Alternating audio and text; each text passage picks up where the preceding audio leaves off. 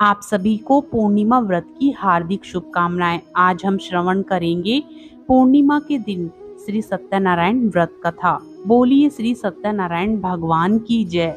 एक समय की बात है, नैमिषारण्य तीर्थ में सोनकादि 88,000 ऋषियों ने श्री सूत जी से पूछा, हे प्रभु, इस कलयुग में वेद विद्या रहित मनुष्यों को प्रभु भक्ति किस प्रकार मिल सकती है तथा उनका उद्धार कैसे होगा। हे मुनि श्रेष्ठ, कोई ऐसा तप बताइए जिससे थोड़े समय में ही पुण्य मिले और मनवांछित फल भी मिल जाए। इस प्रकार की कथा सुनने की हम इच्छा रखते हैं। सर्वशास्त्रों के ज्ञाता सूत जी बोले, हे वैष्णवों में पूज्य, आप सभी ने प्राणियों के हित की बात पूछी है, इसलिए मैं एक ऐसे श्रेष्ठ व्रत को आप लोगों को बताऊंगा जिसे नारद जी ने लक्ष्मी नारायण जी से पूछा था और लक्ष्मीपति ने मुनि श्रेष्ठ नारद जी से कहा था। आप सब इसे ध्यान से सुनिए। एक समय की बात है, योगी राज नारद जी दूसरों के हित की इच्छा के लिए अनेक लोकों में घूमते हुए मृत्यु लोक में आ पहुँचे। यहाँ अनेक योनियों में जन्मे प्राय सभी मनुष्यों को अपने कर्मों द्वारा अनेक दुखों से पीड़ित देखा। उनका दुख देख नारद जी सोचने लगे कि कैसा यत्न किया जाए जिसके करने से निश्चित रूप से मानव के दुखों का अंत हो जाए। इसी विचार पर मनन करते हुए वह विष्णु लोक में गए। वहां देवों के ईश नारायण की स्तुति करने लगे, जिनके हाथों में शंख, चक्र, गदा और पद्म तथा वरमाला पहने हुए थे। स्तुति करते हुए नारद जी से बोले, हे भगवान, आप अत्यंत शक्ति से संपन्न हैं। मन तथा वाणी भी आपको नहीं पा सकती। आपका आदि मध्य तथा अंत नहीं है। निर्गुण स्वरूप सृष्टि के कारणों भक्तों के दुखों को दूर करने वाले हैं। आपको नमस्कार है। नारद जी की स्तुति सुन विष्णु भगवान बोले, हे मुनि श्रेष्ठ, आपके मन में क्या बात है? आप किस काम के लिए पधारे हैं? निसंकोच कहो। इस पर नारद मुनि बोले कि मृत्यु लोक में अनेक योनियों में जन्मे मनुष्य अपने कर्मों के द्वारा अनेक दुख से दुखी हो रहे हैं। हे नाथ, यदि आप मुझ पर दया रखते हैं तो बताइए कि वो मनुष्य थोड़े से प्रयास से ही अपने दुखों से कैसे छुटकारा पा सकते हैं। तब श्री हरि बोले, हे नारद, मनुष्यों की भलाई के लिए तुमने बहुत अच्छी बात पूछी है, जिसके करने से मनुष्य मोह से छूट जाता है। वह बात मैं कहता हूँ, उसे सुनो। स्वर्ग लोक व मृत्यु लोक दोनों में एक दुर्लभ उत्तम व्रत है जो पुण्य देने वाला है। आज प्रेमवश होकर मैं तुम्हें उस व्रत के बारे में कहता हूँ। श्री सत्यनारायण भगवान का यह व्रत अच्छी तरह विधान पूर्वक करके मनुष्य तुरंत ही यहाँ सुख भोग कर मरने पर मोक्ष पाता है। श्री हरि के वचन सुन नारद जी बोले कि उस व्रत का फल क्या है और उसका विधान क्या है। यह व्रत किसने किया था? इस व्रत को किस दिन करना चाहिए? सभी कुछ विस्तार से बताएं। नारद की बात सुनकर श्री हरि बोले, दुख व शोक को दूर करने वाला यह व्रत सभी स्थानों पर विजय दिलाने वाला है। मानव को भक्ति व श्रद्धा के साथ श्री सत्यनारायण जी की पूजा धर्म परायण होकर ब्राह्मणों व बंधुओं के साथ करनी चाहिए। भक्ति भाव से नैवेद्य केले का फल, घी, दूध और गेहूं का आटा सवाया ले। गेहूं के स्थान पर साठी का आटा, शक्कर तथा गुड़ लेकर वह सभी भक्षण योग्य पदार्थों को मिलाकर भगवान का भोग लगाए। ब्राह्मणों सहित बंधु बांधवों को भी भोजन कराए। उसके बाद स्वयं भोजन करे। भजन कीर्तन के साथ भगवान की भक्ति में लीन हो जाए। इस तरह से सत्यनारायण भगवान का यह व्रत करने पर मनुष्य की सारी इच्छाएं निश्चित ही पूरी होती हैं। इस कली काल में अर्थात कलयुग में मोक्ष का यही एक सरल उपाय बताया गया है। बोले श्री सत्यनारायण भगवान की जय। द्वितीय अध्याय। सूत जी ने कहा, हे ऋषियों, जिन्होंने पहले समय में इस व्रत को किया है, अब मैं उनके इतिहास कहता हूँ, ध्यान से सुनो। सुंदर काशीपुरी नगरी में एक अत्यंत निर्धन ब्राह्मण रहता था। भूख प्यास से परेशान वह धरती पर घूमता रहता था। ब्राह्मणों से प्रेम करने वाले भगवान ने एक दिन ब्राह्मण का वेश धारण कर उसके पास जाकर पूछा, हे विप्र, नित्य दुखी होकर पृथ्वी पर क्यों घूमते हो? दीन ब्राह्मण बोला, मैं निर्धन ब्राह्मण हूँ, भिक्षा के लिए धरती पर घूमता हूँ। हे भगवान, यदि आप इसका उपाय जानते हो तो बताइए। वृद्ध ब्राह्मण कहता है, कि सत्यनारायण भगवान मनोवांछित फल देने वाले हैं, इसलिए तुम उनका पूजन करो। इसे करने से मनुष्य सभी दुखों से मुक्त हो जाता है। व्रत ब्राह्मण बनकर आए सत्यनारायण भगवान उस निर्धन ब्राह्मण को व्रत का सारा विधान बताकर अंतर ध्यान हो गए। ब्राह्मण मन ही मन सोचने लगा कि जिस व्रत को व्रत ब्राह्मण ने करने को कहा है, मैं उसे जरूर करूंगा। यह निश्चय करने के बाद उसे रात में नींद भी नहीं आई। वह सवेरे उठकर सत्यनारायण भगवान के व्रत का निश्चय कर भिक्षा के लिए चला गया। उस दिन निर्धन ब्राह्मण को भिक्षा में बहुत धन मिला, जिससे उसने बंधु बांधवों के साथ मिलकर श्री सत्यनारायण भगवान का व्रत संपन्न किया। भगवान सत्यनारायण का व्रत संपन्न करने के बाद वह निर्धन ब्राह्मण सभी दुखों से छूट गया और अनेक प्रकार की संपत्तियों से युक्त हो गया। उसी समय से यह ब्राह्मण हर माह इस व्रत को करने लगा। इस तरह से सत्यनारायण भगवान के व्रत को जो मनुष्य करेगा वह सभी प्रकार के पापों से छूटकर मोक्ष को प्राप्त होगा। जो मनुष्य इस व्रत को करेगा वह सभी दुखों से मुक्त हो जाएगा। सूत जी बोले कि इस तरह नारद जी से नारायण जी का कहा हुआ श्री सत्यनारायण व्रत को मैंने तुमसे कहा। हे विप्रो, मैं अब और क्या कहूँ। ऋषि बोले, हे मुनिवर, संसार में उस विप्र से सुनकर और किस किसने इस व्रत को किया, हम सब इस बात को सुनना चाहते हैं। इसके लिए हमारे मन में श्रद्धा का भाव है। सूत जी बोले, हे मुनियों, जिसने इस व्रत को किया है वह सब सुनो। एक समय वही विप्र धन व ऐश्वर्य के अनुसार अपने बंधु बांधवों के साथ इस व्रत को करने को तैयार हुआ। उसी समय एक लकड़ी बेचने वाला बूढ़ा आदमी बाहर लकड़ियां रखकर अंदर ब्राह्मण के घर में गया। प्यास से दुखी वह लकड़हारा उनको व्रत करते देख विप्र को नमस्कार करके पूछने लगा कि यह क्या कर रहे हैं तथा इसे करने से क्या फल मिलेगा, कृपया करके मुझे भी बताएं। ब्राह्मण ने कहा कि सब मनोकामनाओं को पूरा करने वाला यह सत्यनारायण भगवान का व्रत है। इनकी कृपा से ही मेरे घर में धन धान्य आदि की वृद्धि हुई है। विप्र से सत्यनारायण व्रत के बारे में जानकर लकड़हारा बहुत प्रसन्न हुआ। चरणामृत लेकर वह प्रसाद खाने के बाद वह अपने घर गया। लकड़हारे ने अपने मन में संकल्प किया कि आज लकड़ी बेचने से जो धन मिलेगा उसी से श्री सत्यनारायण भगवान का उत्तम व्रत करूंगा। मन में इस विचार को ले बूढ़ा आदमी सिर पर लकड़ियां रख उस नगर में बेचने गया जहां धनी लोग ज्यादा रहते थे। उस नगर में उसे अपनी लकड़ियों का दाम पहले से 4 गुना अधिक मिला। बूढ़ा प्रसन्नता के साथ दाम लेकर केले, शक्कर, घी, दूध, दही और गेहूं का आटा ले और सत्यनारायण भगवान के व्रत की अन्य सामग्रियां लेकर अपने घर गया। वहां उसने अपने बंधु बांधवों को बुलाकर विधि विधान से सत्यनारायण भगवान का पूजन और व्रत किया। इस व्रत के प्रभाव से वह बूढ़ा लकड़हारा धन पुत्रादि से युक्त होकर संसार के समस्त सुख भोग कर अंत काल में वैकुंठ धाम को चला गया। इस प्रकार सत्यनारायण भगवान की कथा का दूसरा अध्याय समाप्त होता है। बोलिए श्री सत्यनारायण भगवान की जय। अब तीसरे अध्याय की कथा कहते हैं। सूत जी बोले, हे श्रेष्ठ मुनियों, अब आगे की कथा कहता हूँ। पहले समय में उल्कामुख नाम का एक बुद्धिमान राजा था। वह सत्यवक्ता और जितेंद्रिय था। प्रतिदिन देव स्थानों पर जाता और निर्धनों को धन देकर उनके कष्ट दूर करता था। उसकी पत्नी कमल के समान मुख वाली सती साध्वी थी।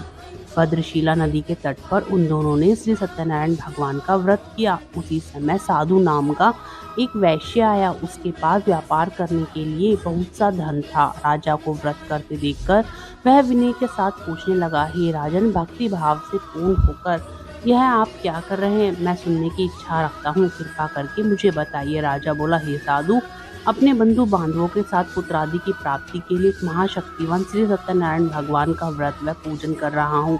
राजा के वचन सुन साधु आदर से बोला, हे राजन, मुझे इस व्रत का सारा विधान कहिए। आपके कथानुसार मैं भी इस व्रत को करूंगा। मेरे भी कोई संतान नहीं है और इस व्रत को करने से निश्चित रूप से मुझे संतान की प्राप्ति होगी। राजा से व्रत का सारा विधान सुन व्यापार से निवृत्त हो वह अपने घर को गया। साधु वैश्य ने अपनी पत्नी को संतान देने वाले उस व्रत के बारे में बताया और कहा कि जब मेरे संतान होगी तब मैं इस व्रत को करूंगा। साधु ने इस तरह के वचन अपनी पत्नी लीलावती से कहे। एक दिन लीलावती पति के साथ आनंदित हो सांसारिक धर्म में प्रवृत्त होकर सत्यनारायण भगवान की कृपा से गर्भवती हो गई। 10वें महीने में उसके गर्भ से एक सुंदर कन्या ने जन्म लिया। दिनों दिन वह ऐसे बढ़ने लगी जैसे कि शुक्ल पक्ष का चंद्रमा बढ़ता है। माता पिता ने अपनी कन्या का नाम कलावती रखा। एक दिन लीलावती मीठे शब्दों में अपने पति को याद दिलाया कि आपने सत्यनारायण भगवान के जिस व्रत को करने का संकल्प किया था उसे करने का समय आ गया है। आप इस व्रत को करिए। साधु बोला कि हे प्रिय, इस व्रत को मैं उसके विवाह पर करूंगा। इस प्रकार अपनी पत्नी को आश्वासन देकर वह नगर को चला गया। कलावती पिता के घर में रह वृद्धि को प्राप्त हो गई। साधु ने एक बार अपनी कन्या को सखियों के साथ देखा तो तुरंत ही दूत को बुलाया और कहा कि मेरी कन्या की योग्य वर देखकर आओ।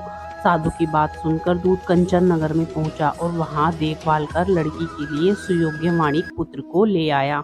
सुयोग्य लड़के को देख साधु ने बंधु बांधवों को बुलाकर अपनी पुत्री का विवाह कर दिया। लेकिन दुर्भाग्य की बात ये कि साधु ने अभी भी सत्यनारायण भगवान का व्रत नहीं किया। इस पर श्री भगवान क्रोधित हो गए और श्राप दिया कि साधु को अत्यधिक दुख मिले। अपने कार्य में कुशल साधु बनिया जमाई को लेकर समुद्र के पास स्थित रत्नपुर नगर में गया। वहां जाकर दामाद ससुर दोनों मिलकर चंद्रकेतु राजा के नगर में व्यापार करने लगे। एक दिन भगवान सत्यनारायण की माया से प्रेरित एक चोर राजा का धन चुराकर भागा जा रहा था। उसने राजा के सिपाहियों को अपना पीछा करते देख चुराया हुआ धन वहां रख दिया जहां साधु अपने जमाई के साथ ठहरा हुआ था। राजा के सिपाहियों ने साधु के पास राजा का धन पड़ा देखा तो वह ससुर जमाई दोनों को बांधकर प्रसन्नता के साथ राजा के पास ले गए और कहा कि इन दोनों चोरों को हम पकड़कर लाए हैं, आप देखकर आज्ञा दे। राजा की आज्ञा से उन दोनों को कठिन कारावास में डाल दिया गया और उनका सारा धन छीन लिया गया। श्री सत्यनारायण भगवान से श्राप से साधु की पत्नी भी बहुत दुखी हुई। घर में जो धन रखा था चोर चुरा कर ले गए। शारीरिक तथा मानसिक पीड़ा, वह भूख प्यास से अति दुखी हो अन्न की चिंता में कलावती एक ब्राह्मण के घर गई। वहां उसने श्री सत्यनारायण भगवान का व्रत होते देखा। फिर कथा सुनी। प्रसाद ग्रहण कर वह रात को घर वापस आई। माता ने कलावती से पूछा कि हे पुत्री, अब तक कहाँ रही? वह तेरे मन में क्या है? कलावती ने अपनी माता से कहा, हे माता, मैंने एक ब्राह्मण के घर में श्री सत्यनारायण भगवान का व्रत देखा है। कन्या के वचन सुन लीलावती भगवान के पूजन की तैयारी करने लगी। लीलावती ने परिवार व बंधुओं सहित सत्यनारायण भगवान का पूजन किया और उनसे वर मांगा कि मेरे पति तथा जमाई शीघ्र घर आ जाएं। साथ ही यह प्रार्थना भी की कि हे प्रभु, हम सबका अपराध क्षमा करो। श्री सत्यनारायण भगवान इस व्रत से संतुष्ट हो गए और राजा चंद्रकेतु को सपने में दर्शन देकर कहा कि हे राजन, तुम उन दोनों वैश्यों को छोड़ दो और तुमने जो उनका धन लिया है उसे वापस कर दो। अगर ऐसा नहीं किया तो मैं तुम्हारा धन, राज्य व संतान सभी को नष्ट कर दूंगा। राजा को यह सब कहकर वह अंतर ध्यान हो गए। प्रातःकाल सभा में राजा ने अपना सपना सुनाया। फिर बोले कि वाणी पुत्र को कैद से मुक्त कर सभा में लाओ। दोनों ने आते ही राजा को प्रणाम किया। राजा मीठी वाणी में बोले, हे महानुभावों, भाग्यवश आपको ऐसा कठिन दुख प्राप्त हुआ है, लेकिन अब तुम्हें कोई भय नहीं है। ऐसा कह राजा ने उन दोनों को नए वस्त्राभूषण पहनाए और जितना धन लिया था उससे दुगना देकर आदर सहित विदा किया। बोलिए श्री सत्यनारायण भगवान की जय। तीसरा अध्याय। सूत जी बोले, अब आगे की कथा कहता हूँ। वैश्य ने मंगलाचार कर अपनी यात्रा आरंभ की और अपने नगर की ओर चल दिया। थोड़ी दूर जाने पर एक दंडी वेशधारी श्री सत्यनारायण भगवान ने उनसे पूछा, ये साधु, तेरी नाव में क्या है? अभिमानी वाणी हंसता हुआ बोला, हे दंडी, आप क्यों पूछते हो? क्या धन लेने की इच्छा है? मेरी नाव में तो बेल व पत्ते भरे हुए हैं। वैश्य के कठोर वचन सुन भगवान बोले, तुम्हारा वचन सत्य हो। दंडी ऐसे वचन कह वहां से दूर चले गए और कुछ दूर जाकर समुद्र के किनारे बैठ गए। दंडी के जाने के बाद साधु वैश्य ने नित्य क्रिया के पश्चात नाव को ऊंची उठी देखकर अचंभा माना और नाव में बेल पत्ते आदि देख वह मूर्छित तो जमीन पर गिर पड़ा। मूर्छा खुलने पर वह अत्यंत शोक में डूब गया तथा विलाप करने लगा। तब उसका दामाद बोला कि आप शोक न मनाएं, यह दंडी का ही श्राप है, इसलिए हमें उनकी शरण में जाना चाहें। दामाद की बात सुनकर वह दंडी के पास पहुंचा और अत्यंत भक्ति भाव से नमस्कार करके बोला, मैंने आपसे जो जो असत्य वचन कहे थे उनके लिए मुझे क्षमा दे। ऐसा कहकर महान शोकातुर हो रोने लगा। तब दंडी भगवान बोले कि हे वाणिक पुत्र, मेरी आज्ञा से बार बार तुम्हें दुख प्राप्त हुआ है, तू मेरी पूजा से विमुख हुआ। साधु बोला, हे भगवान, आपकी माया से ब्रह्मा आदि देवता भी आपके रूप को नहीं जानते। आप प्रसन्न होइए, अब मैं सामर्थ्य के अनुसार आपकी पूजा करूंगा। मेरी रक्षा करो और पहले के समान नौका में धन भर दो। साधु वैश्य के भक्ति पूर्वक वचन सुनकर भगवान प्रसन्न हो गए और उसकी इच्छा अनुसार वरदान देकर अंतर्धान हो गए। ससुर जमाई जब नाव पर आए तो नाव धन से भरी हुई थी। फिर वहीं अपने अन्य साथियों के साथ सत्यनारायण भगवान का पूजन कर अपने नगर को चल दिए। जब नगर के नजदीक पहुंचे तो दूत को घर पर खबर करने के लिए भेज दिया। दूत साधु की पत्नी को प्रणाम कर कहता है कि मालिक अपने दामाद सहित नगर के निकट आ गए हैं। दूत की बात सुन साधु की पत्नी लीलावती ने बड़े हर्ष के साथ सत्यनारायण भगवान का पूजन कर अपनी पुत्री कलावती से कहा कि मैं अपने पति के दर्शन को जाती हूँ, तू कार्य पूर्ण कर शीघ्र आ जाना। माता के ऐसे वचन सुन कलावती जल्दी से प्रसाद छोड़ अपने पति के पास चली गई। प्रसाद की अवज्ञा के कारण श्री सत्यनारायण भगवान रुष्ट हो गए और नाव सहित उसके पति को पानी में डुबो दिया। कलावती अपने पति को वहां ना पाकर रोती हुई जमीन पर गिर गई। नौका को डूबा हुआ देख वह कन्या को रोता देख साधु दुखी होकर बोला कि हे प्रभु, मुझसे तथा मेरे परिवार से जो भूल हुई है क्षमा करें। साधु के 3 वचन सुनकर श्री सत्यनारायण भगवान प्रसन्न हुए और आकाशवाणी हुई कि हे साधु, तेरी कन्या मेरे प्रसाद को छोड़कर आई है, इसलिए उसका पति अदृश्य हो गया है। यदि वह घर जाकर प्रसाद खाकर लौटती है तो उसे पति अवश्य मिलेगा। ऐसी आकाशवाणी सुन कलावती घर पहुंचकर प्रसाद खाती है और फिर अपने पति के दर्शन को करती है। उसके बाद साधु अपने बंधु बांधवों सहित श्री सत्यनारायण भगवान का विधि विधान से पूजन करता है और बाद में इस लोक का सुख भोग वह अंत में स्वर्ग लोक को जाता है। बोलिए श्री सत्यनारायण भगवान की जय। 4 अध्याय। सूत जी बोले कि हे ऋषियों, मैं अब एक और कथा कहता हूँ, उसे भी ध्यान पूर्वक सुनो। प्रजापालन में लीन तुंगध्वज नाम का एक राजा था। उसने भी भगवान का प्रसाद त्याग कर बहुत ही दुख सहन किया। एक बार वन में जाकर वन्य पशुओं को मारकर वह बढ़ के नीचे आया। वहां उसने ग्वालों को भक्ति भाव से अपने बंधुओं सहित सत्यनारायण भगवान का पूजन करते देखा। अभिमानवश राजा उन्हें देखकर भी पूजा स्थान में नहीं गया और ना ही उसने भगवान को नमस्कार किया। ग्वालों ने राजा को प्रसाद दिया, लेकिन उसने वह प्रसाद भी नहीं खाया और प्रसाद को छोड़कर अपने नगर को चला गया। जब वह अपने नगर में पहुंचा तो वहां सब कुछ तहस नहस हो गया।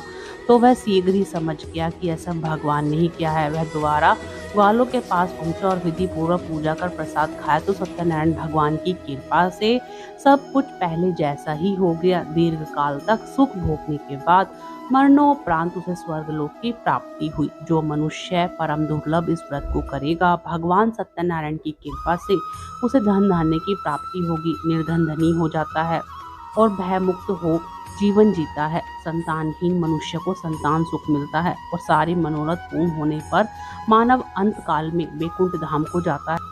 सूत जी बोले, जिन्होंने पहले इस व्रत को किया है, अब उनके दूसरे जन्म की कथा कहता हूँ। व्रत शतानंद ब्राह्मण ने सुदामा का जन्म लेकर मोक्ष की प्राप्ति की। लकड़हारे ने अगले जन्म में निषाद बनकर मोक्ष प्राप्त किया। उल्कामुख नाम का राजा दशरथ होकर वैकुंठ को गए। साधु नाम के वैश्य ने मोरध्वज बनकर अपने पुत्र को आरे से चीरकर मोक्ष पाया। महाराज तुंगध्वज ने स्वयंभू होकर भगवान में भक्ति युक्त हो कर्म कर मोक्ष को पाया। इस प्रकार 5वां अध्याय संपूर्ण होता है। बोलिए श्री सत्यनारायण भगवान की जय।